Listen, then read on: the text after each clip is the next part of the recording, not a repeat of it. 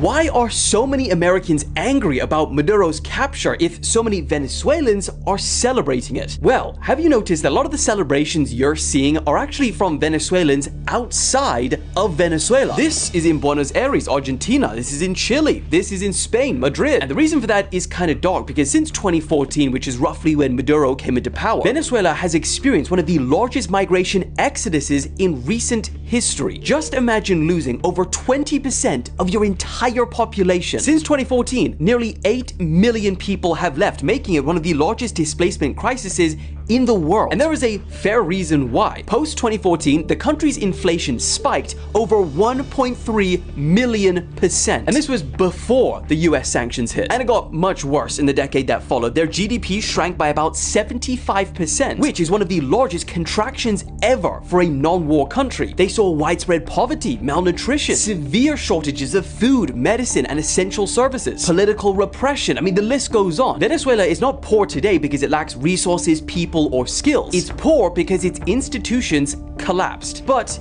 here's the distinction. The vast majority of 2025 polls show that Venezuelans outside of the country support military intervention, while those still living there don't. Then again, Venezuela did recently pass a law declaring anyone who expresses support for US military action a traitor. So that could have skewed the results slightly. But it's not just their location that split opinion. When pollers across Latin America were split into their political ideology, 79% on the right said that US military action was the best way to topple the Maduro regime, while less than 4% on the left said the same. The left said that diplomatic negotiations or social protests were the way to go. And that's where America comes in, because the biggest divide there is politics. While the first polls following Maduro's capture suggest that 41% oppose and 34% support, when you switch to the voters' politics, you'll see something very similar to those in Latin America. I mean, there's even protests breaking out in cities like New York with signs reading "No blood for oil." So why are Americans angry? Well, to put it bluntly, their country doesn't have the best track record for regime changes. And many Americans today still live with the memories of the devastating consequences those have caused in places like Cuba, Libya,